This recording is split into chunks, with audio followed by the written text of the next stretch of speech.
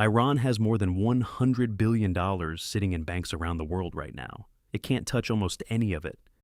Not because the money isn't real, because for over a decade, sanctions, court judgments, and frozen accounts have locked it away in vaults from Seoul to Luxembourg. But the real question isn't just where the money is. It's what losing access to it actually costs a country: its currency, its negotiating power, even its willingness to go to war. This is the first episode of a new series, The Price of Power, where we break down the real financial numbers behind global conflicts. And Iran's frozen billions are the perfect place to start, because right now, this exact pile of money might be the single biggest factor in whether this war ends or keeps escalating.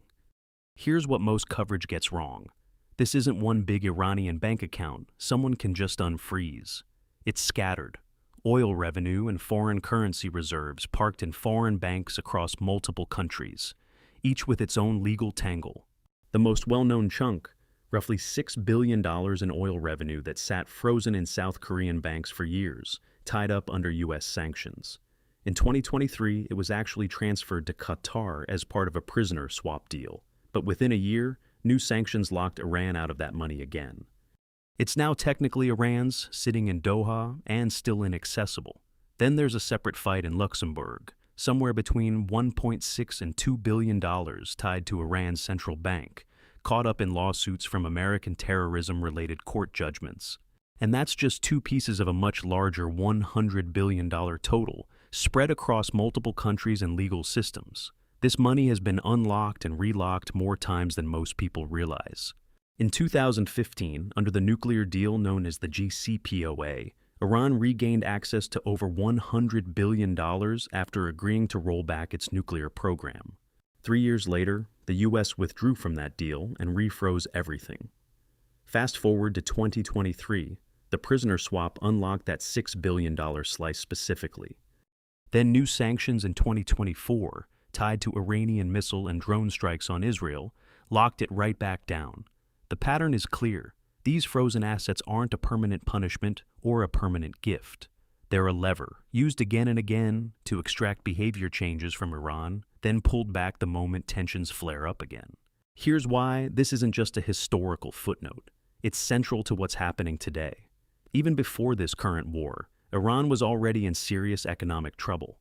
Iran's own statistical agency put inflation at over 68% earlier this year, the highest level since World War II.